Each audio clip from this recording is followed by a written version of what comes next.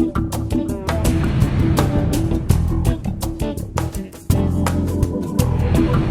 a question here from a girl named Grace Jones.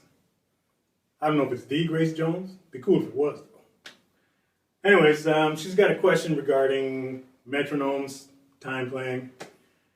And basically she's saying, I've been playing to a metronome and also to records for about 3 years. That's good. But I don't feel I'm improving very much in regards to my ability to prevent from rushing or dragging a song in a live setting. What can I do to develop a sense of time like yours? First of all, thanks. That was really nice of you. But this kind of confirms my whole thought on practicing with click.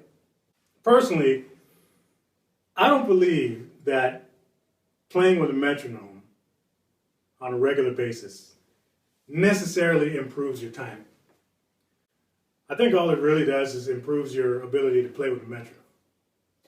Basically, in short, your ability to play with consistent and really good, solid time through your grooves and your fills and your solos and everything else, it has a lot less to do with your ability to play with a click, and it has a lot more to do with your ability to subdivide the quarter note.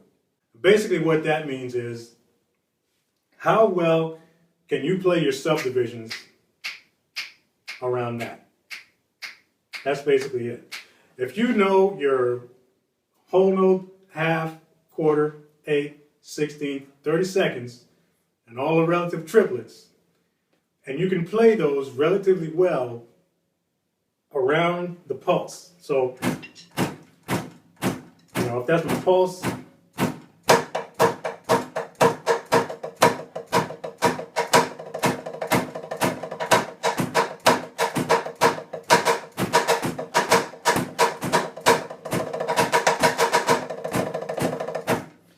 it has a lot more to do with your ability to play subdivisions around the quarter note. Subdivisions, accents, all that kind of stuff. And it's basically a pulse awareness thing. When you're playing with your metronome, most guys or most drummers, they use it the same way. Find a tempo, set it to quarter notes, right? And then they just start playing along with it. Boom, crack, click, click, click, click, click, click, click. That's how people have been using it since the inception of the metronome. The thing about playing with time and being able to play consistent time is it's not so much about the quarter notes, all right? It's about everything that's going on around it. In other words, if you got two quarter notes here, there's some space between these two quarter notes. And inside this space, there's a whole lot of other rhythmic activity that you're not hearing, but it's still there. So you got quarters, quarter triplet, eight triplet, 16 triplet, 30 seconds. All of that stuff is still happening between these two quarter notes. The better you can hear that, or the better that you're more aware of that, the better your timing is going to be. Because whenever we play a fill, whenever we play an extended phrase, whenever we play a solo, especially in the middle of a song, all we're really doing is playing a whole bunch of different combinations of subdivisions that are going around these two quarter notes, right? So your ability to play along and play around the pulse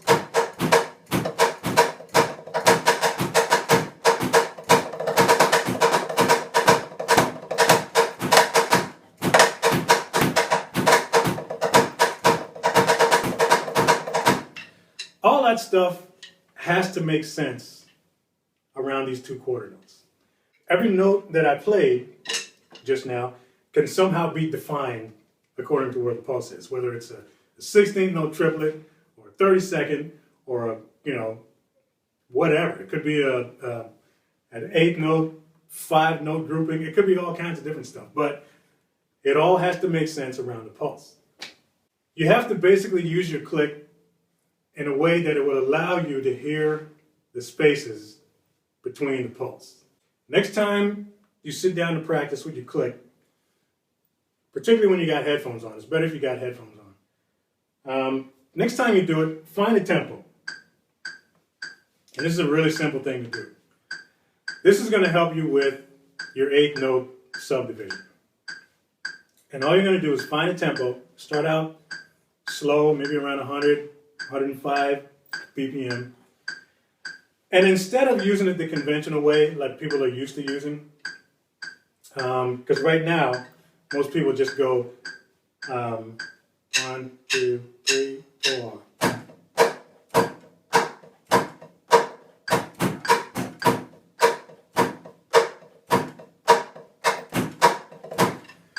Which is fine, but the thing is, if your timing's dead on, you're not going to hear that.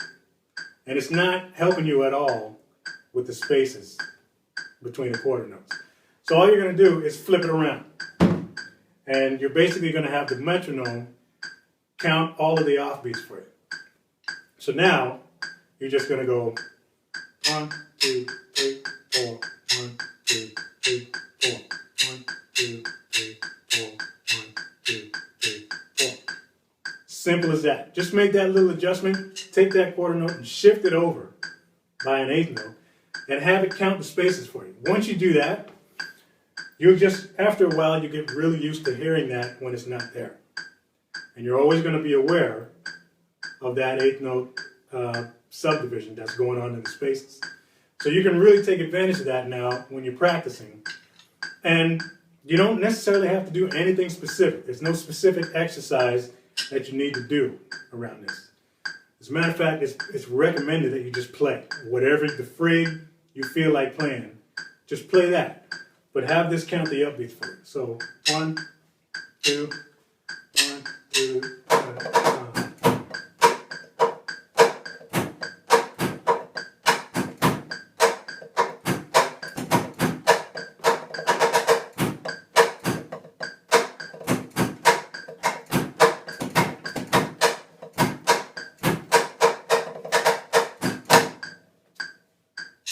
All right?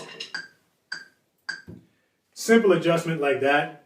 Now you can take full advantage of your click and it will actually help you play with great time when the click's not there, which is ultimately what you want. You don't want to be conditioned to playing with a metronome because guys that do that for years take the click away from them and their timing still sucks. So you don't want to be that person. All right? So try that. It's a very simple little thing to do, and try it at different tempos. You know what I mean? And I guarantee you that'll sharpen up your timing.